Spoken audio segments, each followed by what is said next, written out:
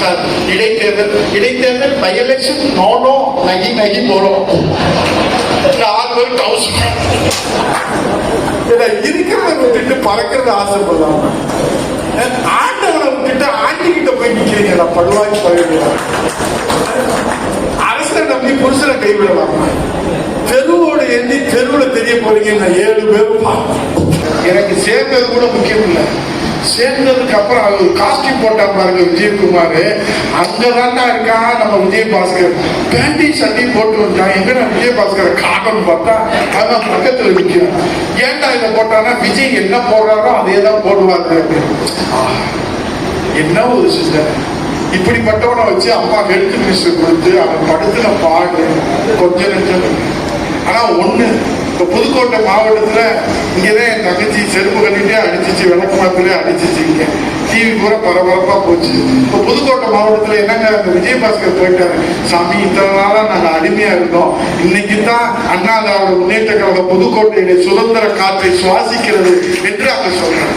அதே மாதிரிதான் இங்க ராமச்சந்திரன் கேட்டேன், தம்பி அப்பா சுதந்திரத்துல என் அருமை சகோதரர் என் ரத்த உறவு இசைக்கு சுப்பையா நம்ம அம்மோடு நடுத்தருவுல விட்டுட்டு போயிட்டாரு. அவரு இப்போ நம்ம என்ன செய்ய போறோம்? இப்பதானே அண்ணா திராவிட முன்னேற்ற கழகம் அம்மா சமுத்திரத்துல 1 லட்சம் வாக்குகள் வித்தியாசத்துல இரட்டையிலே வெறும் என்று அந்த உறுதியை கொடுக்கும்.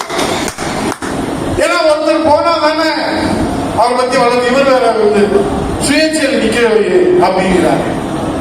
அவன் சுயேட்சையில் நின்றான்னா நாசமா போனா நம்ம கேட்கிறேன். போயிட்டா நம்ம விட்டு அதோட தலை முடியாச்சு. இந்த 6 பேருக்கு என்ன நோக்கம் இருந்துச்சு, என்ன கேள்வி இருந்துச்சு? நான் என்ன கேட்கிறேன், அம்மா எனக்கு உதயகுமாருக்கு எதுக்கு அமைச்சர் பதவி கொடுத்தாங்க?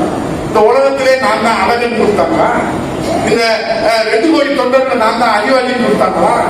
இல்ல இந்த 2 கோடி தொண்டர்கள்ல நான் தான் பெரிய புத்திசாலி உழைப்பாளின்னு கொடுத்தாங்களா? இல்லை தொண்டர்களே.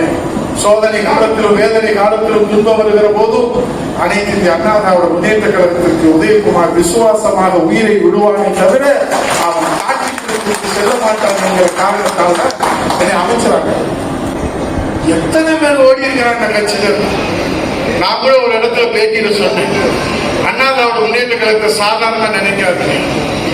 All party leaders manufacturing factory வச்சிருக்கிறோம். தயார் பண்ணி அனுப்பிட்டே இருக்கிறோம். இப்ப திமுக பாருங்க 12 அமைச்சர்கள் நம்மால். எந்த கட்சி? பாரதிய ஜனதா கட்சியில நம்மால், காங்கிரஸ்ல திருநாவுக்கரசு சட்டை உள்ளிட்ட நம்மால். இப்ப தாவேக்க மட்டும் என்ன பாவம் செஞ்ச கட்சியா? அதுக்கு ஒரு 5 பேரை பயிற்சி கொடுத்து அனுப்பிச்சு வச்சிருக்கோம். அதுக்காக அண்ணா திமுக என் அண்ணன் கட்சிராஜ் அண்ணன் கேட்ட மாதிரி அண்ணா திமுக விழுந்து விடுமா? ஒருவர் போனார் 1000 அண்ணா திராவிட முன்னேற்ற கழகத்துடைய விசுவாச தொண்டர்கள் உழைத்து வருவார்கள், உழைப்பார்கள், கழகத்தை ஆட்சி கட்டளை அமர்த்துவார்கள். அதான் அண்ணா திராவிட முன்னேற்ற கழகத்துடைய வரலாறு. அப்படிதான் இந்த இயக்கம் வளர்ந்திருக்கிறது. என்ன ராஜினாமா பண்ணீங்க? காலைக்கு தண்ணி வந்து ராஜினாமா பண்ணீங்களா? இல்ல மின்சார கட்டணம் உயர்ந்துச்சு ராஜினாமா பண்ணீங்களா? இந்த தமிழ்நாட்டில் மின்சாரம் இல்லைன்னு ராஜினாமா பண்ணீங்களா? இந்த ஜனநாயகம் இல்லைன்னு ராஜினாமா பண்ணீங்களா? இந்த ஜனநாயகம் கூட ஓடுன்னு ராஜினாமா பண்ணீங்க? எதுக்காக ராஜினாமா பண்ணீங்க? நாங்க அமைச்சர் ஆகணும். அமைச்சர் வேணா செட்டா போயிருவீங்க.